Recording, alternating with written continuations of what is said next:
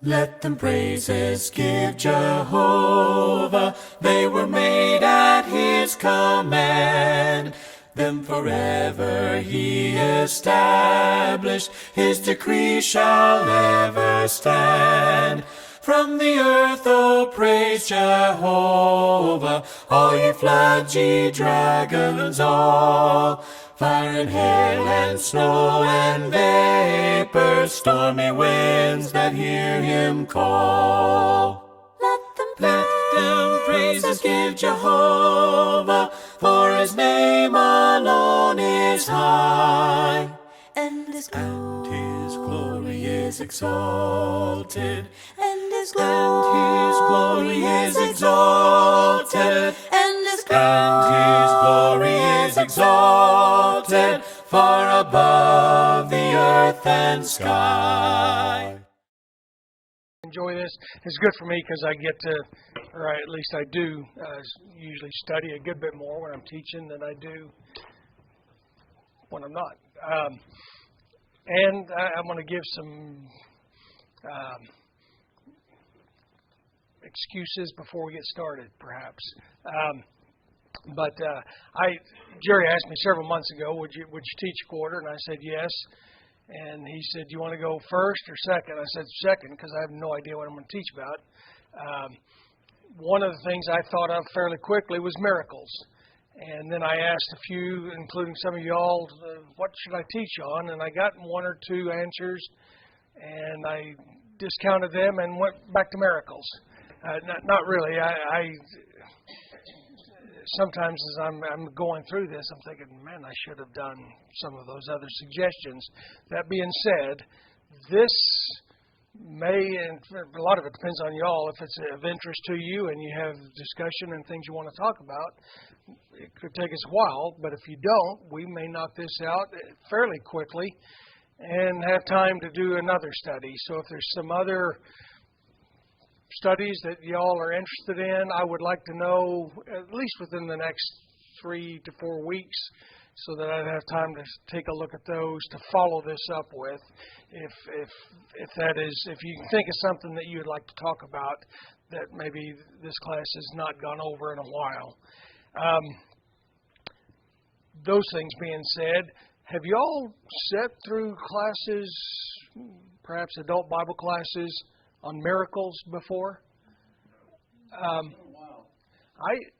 thought, okay, miracles, that's kind of like teaching parables, and I'll go through it, I'll talk about the miracle, I'll talk about the application of it, and we'll go to the next one next week. And then I got to thinking, I'm looking at these, and on the back I put one list of miracles there that at least we'll kind of consider some of those, and I'm thinking, yeah, I know the story of nearly all those miracles, and many of them I've known since I was just a little kid. I've known about Jesus walking on the water, and I knew about Jesus calming the storm and healing the blind men and healing the lepers. And I could have named probably, I think there may be 35 of them on that list. I could probably have named 32 of them just before I ever got started. I'm thinking, okay, now what? And it kind of opened my eyes a little bit. I'm thinking, I guess I never have been in a class about miracles. I don't know that I know anything about it. And so now I'm going to share with you some of the things that have come to my attention as I've started looking at some of this stuff. One of the first things I started thinking about is I remember when I was fairly young, teachers or parents or somebody telling me words mean something. And probably in the line of politics, we see that quite a bit. Words mean something. For preachers, that is the other probably profession that I'm thinking it matters what you say. And when we start looking at miracles, it's one of these things that lots of people have many, many different ideas about. And so what I want to do today is let's figure out what we're talking about. And we'll take a look at some of these. some words mean different things, and they certainly mean different things to different people. If I start saying, okay, I'm ready for football season, most of y'all are thinking of the Dallas Cowboys and the Longhorns and whatever. But when I start talking to English friends of mine, that's not what they're thinking about. And I've been watching, there's two big tournaments going on. There's America's North-South American tournament and the European tournament going on. And they're talking about football, but they're talking about what most of us would call soccer. And when I say football to either group, there's no doubt in what I'm talking about. They know what football is, but they're two very different things. And miracles is one of those words that mean different things to different people. First of all, some people are thinking about, well, that's awesome. That's a miracle. When they're talking about a baby being born or the joy of springtime, when somebody becomes a Christian, those are awesome events. That guy, I never dreamed he would ever become a Christian. That's a miracle that happened. And we all know what they're talking about when we hear that. Sometimes they're really saying that's very unusual. It's out of the ordinary. When you see a car wreck and you see somebody moving inside that car, and you say that's a miracle that he wasn't killed in that car accident, or if he hops out and says it's a miracle that he wasn't injured in that. There's a movie, the Miracle on Ice, I think it's called, about the 1980 U.S. hockey team that won the Olympics. They call that a miracle. The Cinderella team won. That was a miracle that happened. It's very unusual, not expected. It's a miracle that they recovered from cancer. That it had them so down and so forth, but somehow they recovered, and we call that a miracle. And then sometimes we talk about things that we think are providential. And I remember a series of classes I was in once, and we're talking about the main story was David and Goliath. And we're talking about things that we often think, well, that was lucky. And the preacher was saying, well, you spell lucky like that, Providintial, or however you spell providential. Yes? One thing that I've noticed when I think about miracles, and I kind of reflect when I see your list here, is how in the Old Testament there were these grand, spectacles of, the Red Sea parting and Elisha and the chariot of fire and what else? Oh, the pillar of fire and the water coming from the rock and all that stuff. And then in the New Testament, it sort of comes down to just the healing of a blind man, the paralytic, the withered hand, and all that type of stuff. Seems like things just got more personal in the New Testament, where in the Old Testament it's this grand, epic scale of miracles. Yeah. Well, I'll bring it up now. I was going to bring it up here in just a little bit. Last night, couldn't find anything decent to watch on TV. I'm flipping channels and hit the History Channel, and there was a show called Unexplained. That's what it's called, and it was about things from the Bible that were unexplained. And then I didn't watch it very long, but it got my attention. First of all, it kind of aggravated me what they were saying, but I did record another showing of it so I could criticize it even more later, probably, if I watch it. But what they were talking about in the few minutes I watched were the 10 plagues. And they say, well, and they would have historians, they would have science experts, they would have religious professors from universities and so forth, and they're all talking about their opinion of what happened. And one of the things that they came up with on the 10 plagues was, well, I think this probably was generally all caused by a massive volcano. You know, the dust made it dark, and when it came down, it put sores on people and big animals, and the cattle had sores and kill the cattle. So now there's way too many little animals, so we've got a infestation of frogs and flies, and all what happened because of a volcano. And then they went to the Red Sea from there. And it says in Scripture that an east wind, a rush of the east wind, separated the waters, and they walked across in dry land. And somebody had a little model of how that happens, and here's what could have happened there and so forth. And I'm thinking, or God could have said, that's what's going to happen, and it happened. And then I turned it off and went to something else. So that's all I know about that show. But yes, you think about pour all the water on that fire, and I'll pray to God, and that altar burned up with rocks and all with Elijah and stuff like that. Some biggies. There's some biggies. They're not as big a scale maybe in the New Testament. And we're not going to spend much time in the Old Testament. We're going to talk about New Testament miracles. But some of the lessons that I hope we learn will also consider Old Testament. Yes? We need also about figures of speech. Yes.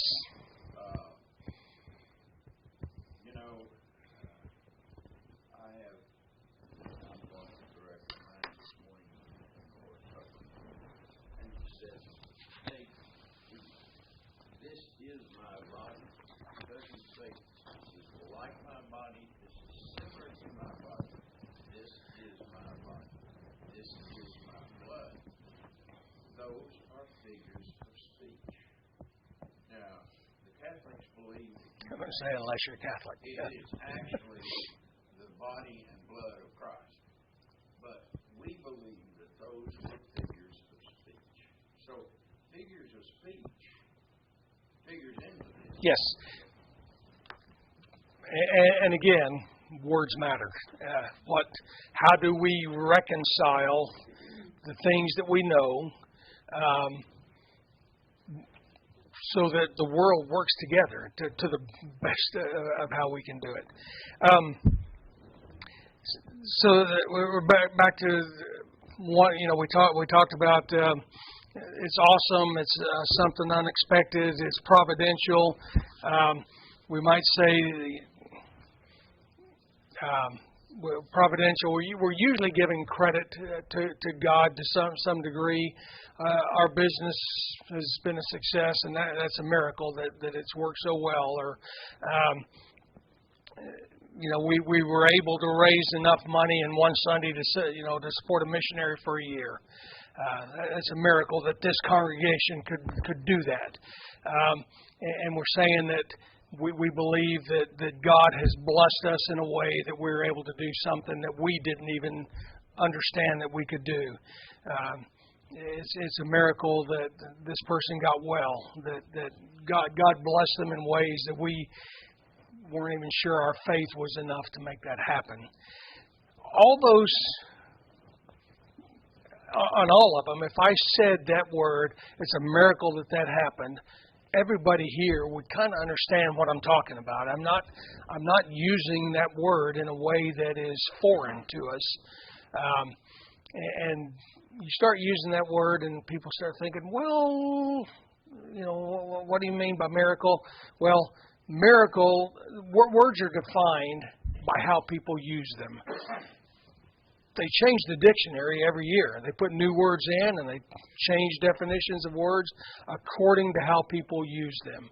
And so I'm not here to argue about necessarily how people use the word miracle. What I want to do, though, is make sure that we're all kind of in the same starting place as we start this lesson. And let's talk about how Scripture uses the word miracle. And when we start talking about miracles, we need to remember certain things about words and so forth. When we're talking about any words, if you watch political TV very much, you can have two stations talking about the same story with very different outcomes in their story. It's called spin. People spin things the way that they either want you to see them or the way they believe it should be or whatever. And I don't want to make a spin on what Scripture says. I'll put it out there and then I'll tell you what I think. But what y'all think is certainly as valid as what I think, as long as we are honest and so forth. Some people see a lie. I mean, if you're a Fox News guy and you watch MSNBC, you say that's a lie. And you see the political people calling each other liars all the time. Most of the time they were saying the same thing, or a lot of the time. Some people just think people are ignorant. They don't know what they're talking about. And then some use, a lot of comedians use a play on words. And they twist, what the real meaning, and then they put a little humor into it, and people do a play on words and use it for humor. And all those things kind of need to be considered as we start talking about miracles, in that are we talking about real things? Are we talking about, how do we understand what happened? So 4 words are used in the New Testament to describe what we're talking about. The words are signs, wonders, miracles, and works. There are 2 times where 3 of those words are used together. Would somebody read Acts 2:22? Somebody else be ready with Hebrews 2, let's say 3 and 4. Acts 2:22. Listen to this. Jesus of Nazareth was a man accredited by God to you by miracles, wonders, and signs, which God did among you through him, as you yourself know. Okay. And did that say a test? What was the word it said just before miracles, wonders, and signs? It was accredited by God. Okay. This is in our list. Okay. Accredited by God to you by miracles, wonders, and signs, which God did among you through him, as you yourself know. So three of those words are used right here together: miracles, wonders, and signs. Accredited to you. What other words do some of y'all's? Attested. Yeah. New American Standard uses attest.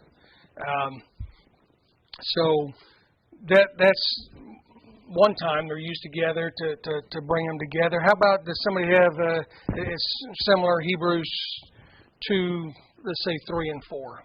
Also testifies by signs, wonders, and various miracles and gifts of the Holy Spirit distributed according to his will. Okay. And did you say a test also on that one?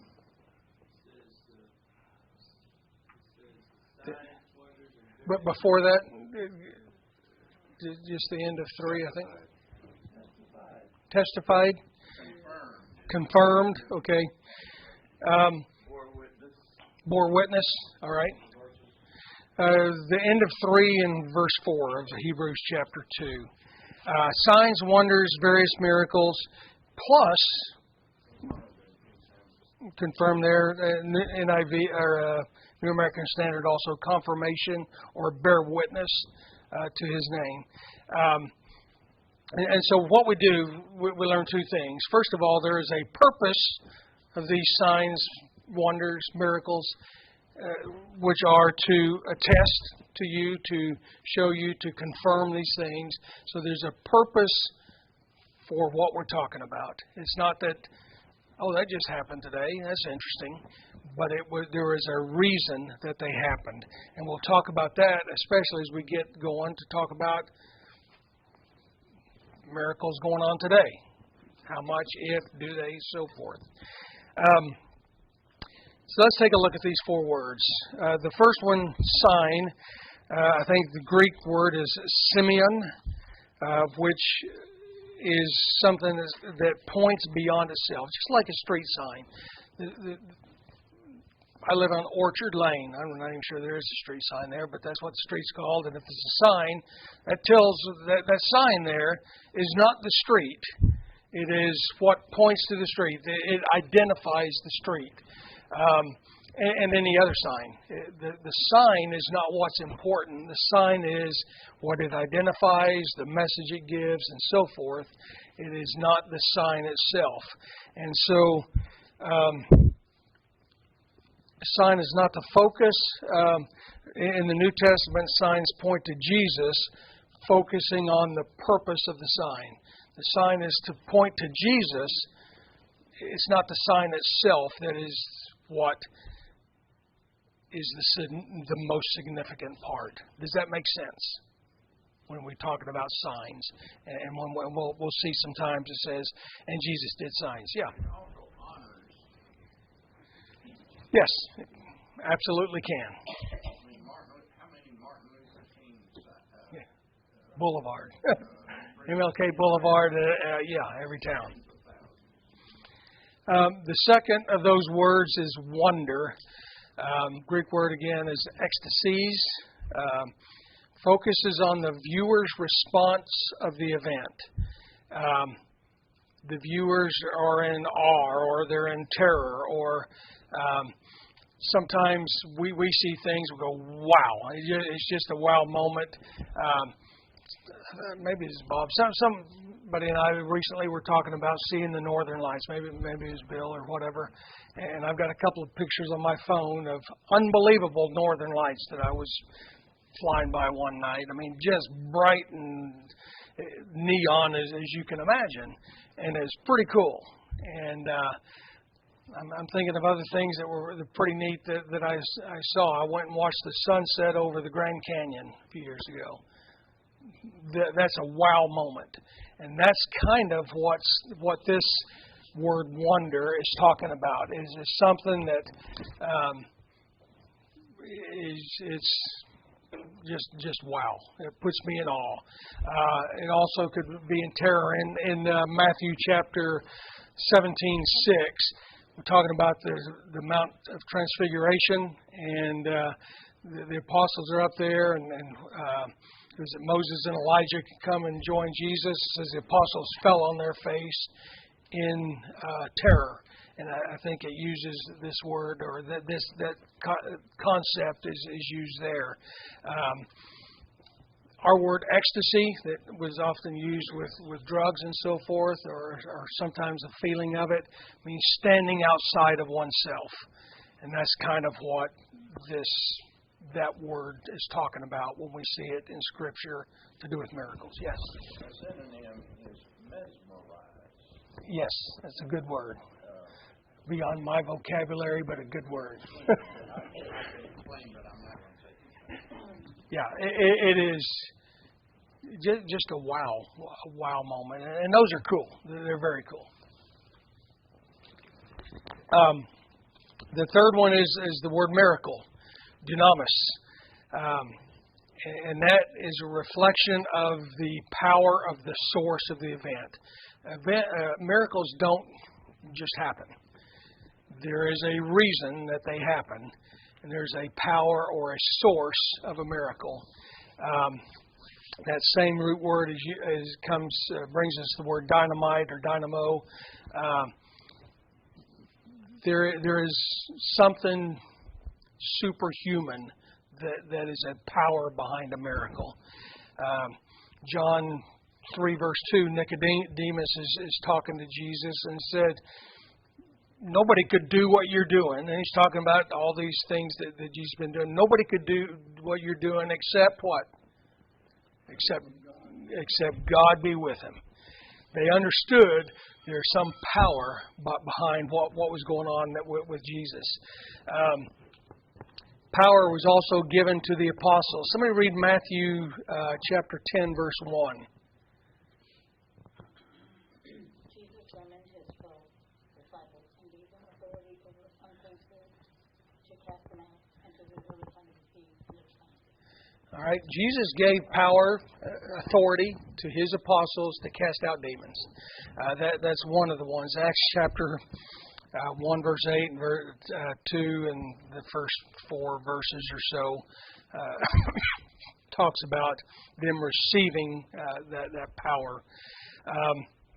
In Acts chapter 8 verse 19, it was a power that could be recognized in that Simon the sorcerer says, "Hey, that's cool. I want that." And it is cool. I mean, I think if we were seeing some of these things, a lot of us would say, wow, we'd be amazed. All these same things would happen to us today if we're seeing miracles. And we'll talk a little bit more about Simon the sorcerer in a few weeks. And finally, the fourth word for this concept in the New Testament is work, or ergon. And it focuses on the event itself. And John, those of y'all that have been here on Wednesday nights, we just recently finished a series on the miracles of John. I have 8 of them on my list. He had 7 on his list, and we'll talk about that again in a minute.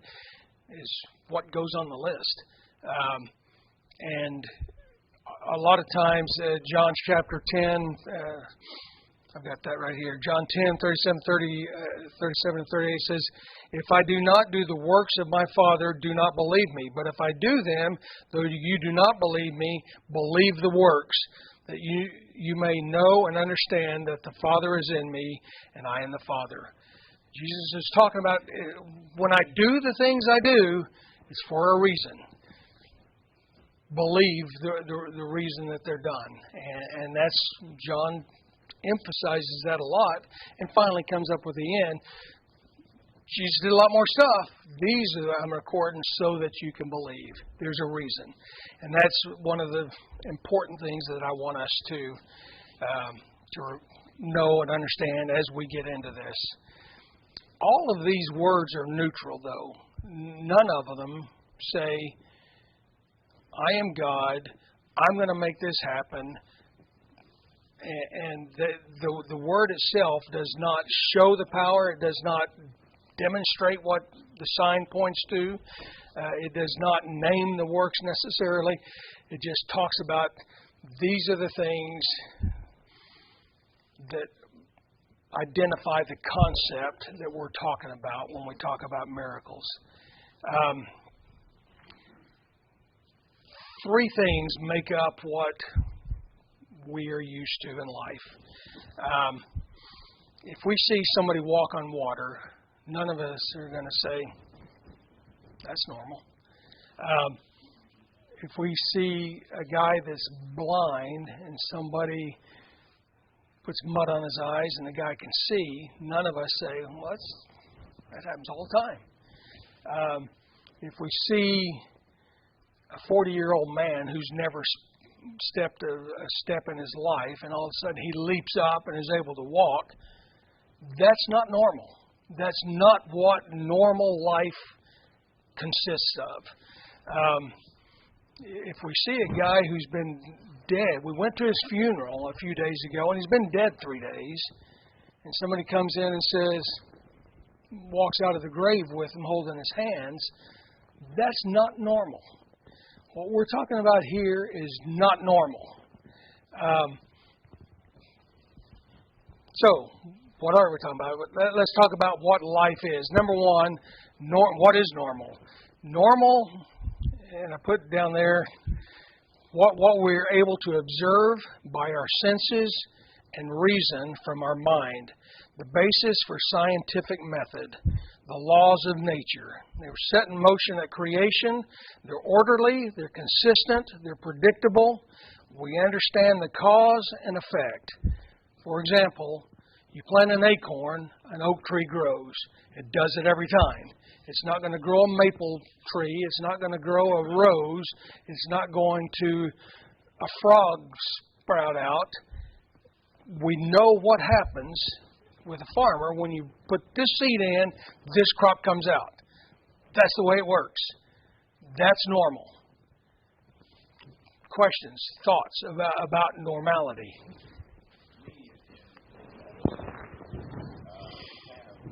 Natural history of disease. Yep. Okay. Now, if you have a natural history of a disease and you are trying to treat it, shorten it, or modify it, then you have to know what the natural history of the disease to know if that was effective or not. That's scientific method, and that's something that the pharmaceutical industry lives on. Okay. Which goes into the next part here, because that has been learned. We've had a few thousand years of learning. This helps that. I got this disease. If I put that on it, it's going to help to cure that disease.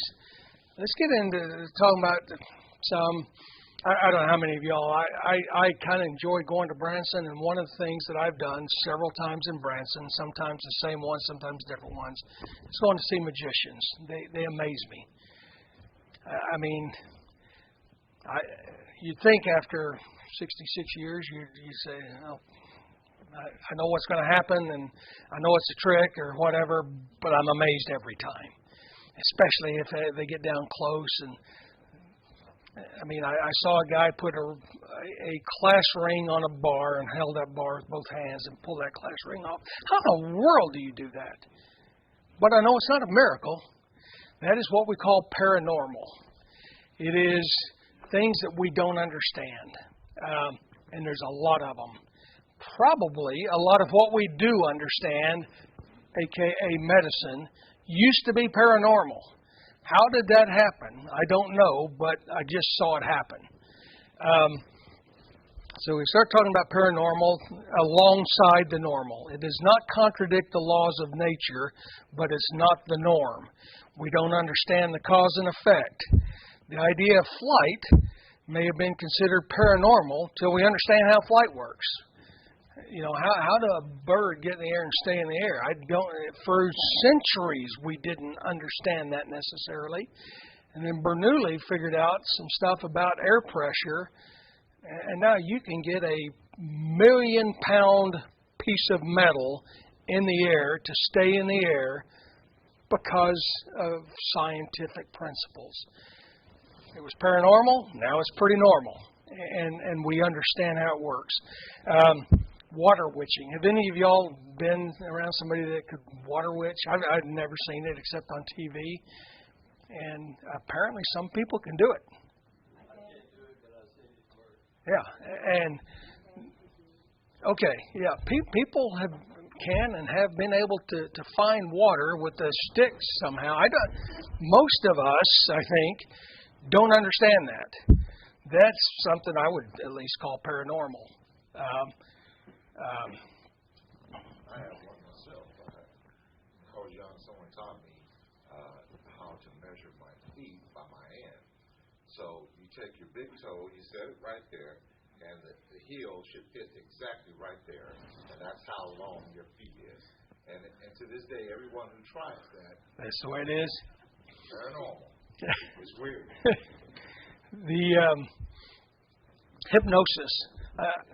I saw in college, I don't know if any of y'all remember back in the Johnny Carson days, he used to have a guy that would come on there periodically named the Amazing Kreskin.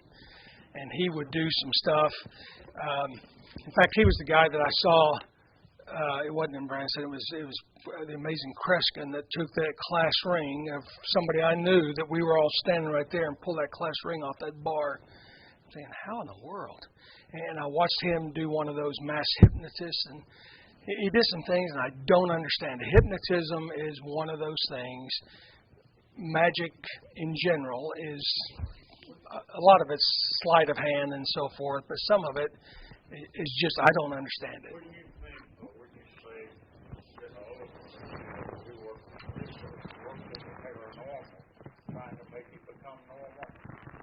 Possibly. I mean, we're trying to understand things that happen in the. Yes, correct. And there are things that we don't understand now that my guess is in the. You use your mind and you experiment and you learn until it's like learning to fly. Yeah. Especially the early parts of. Either an airplane, it flies on the same principle. Right. But I just think that if anybody that would work doing research, they work in the paranormal. Well, they call it Right. Yes. Right. Yeah. If we're trying to find answers. They learn to better use what was already there. Correct.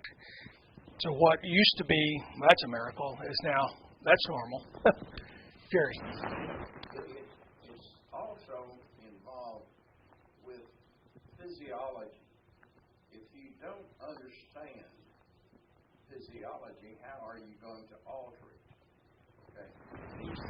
Physiology is the process of life. Yeah. Okay?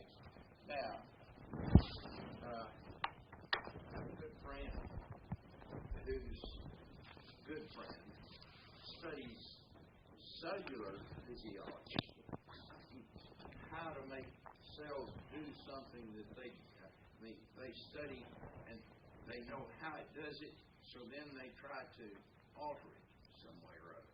So that, Yeah, well, a lot of the things we try to change to understand. Jerry.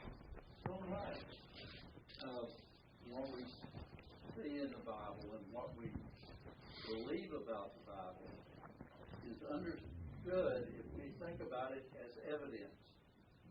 And think of it as your mind as being a court of law. And so there are propositions that this is the statement that, like when Jesus said, I am, he said, I am God. Well, how do you support that? Well, over here this man who said he was God told this guy to hold out a withered right arm, and he did, and all of a sudden the arm is normal. Well, if that evidence then supports the proposition, and so you believe it. Yes. The same thing in court. We have witnesses who give testimony, but if you really want to make that stick, then you've got to have some forensic evidence that explains why that's true. Like Felton was saying, it's where observation meets proposition, and then it becomes known. And that's pretty much the summary of this class. So we can be done, or we can continue for a few more weeks with more of those examples, because that's really where we're going. Let me go on from the third thing, though. We got the normal, the paranormal. The other one is miracles of supernatural origin, different from, above, or contrary to the natural order. That's what we're talking about with New Testament miracles. They are not normal. They are not even paranormal. They are supernatural.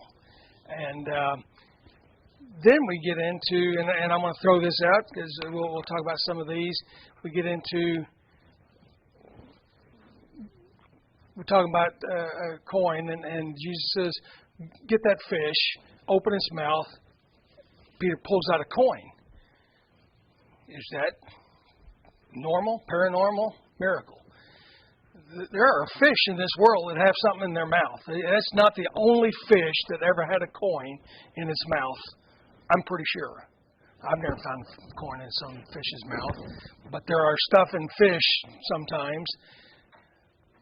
But because of the circumstance, because Jesus says, I'm telling you to get that fish, and you look in his mouth, those circumstances make that somewhat normal event turn into a miracle. And so we've got things to try to wrap our head around here just a little bit. All right. People try to explain New Testament miracles in ways using all of these different things that we're talking about. Like I mentioned that TV show Unexplained, I think that's what it's called, last night. Some people are trying to explain things that happen, the plagues in that case, and the crossing of the Red Sea, as here's what happened in the normal world to make it appear that those miraculous things happened. People say Jesus didn't really walk on water, but because of where they were looking, those people said, "Oh man, he's walking on water," but it didn't really happen. You know, maybe he's on the shoreline and it looked like from their vantage point it looked that way, or exactly. Exactly.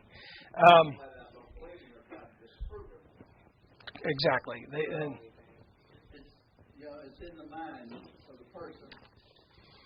There are people who still don't believe what you demonstrate in the laboratory. True. That's not true. There are still people that are denying that we ever landed on the moon. And if you want to believe something a certain way, you will find a way. Yes. There are people who don't believe that immunizations help your health. The anti-vax people. And that's why we have episodes of red measles now. Yeah. Whatever. So, the belief is one thing. When you get sick because you believe in error, it's quite another. Yes. Okay. That all being said, on your outline, the next thing on there is the conclusion. However, I've got some more stuff I want to talk about, but our time is up. So we are going to finish up just a few things, and basically what I want to talk about is how do different people. We'll talk about the 17th century people. We'll talk about William Barclay. We'll talk about C.S. Lewis, who has one of the most famous probably books on miracles. How do they look at what happens here? And then we'll hit that conclusion and move on to the next one. Sound good? Thank you all for comments and input. Above all powers, above all kings, above all nature and all created things, above all wisdom and all the ways of man, you were here before the world began. Above all kingdoms,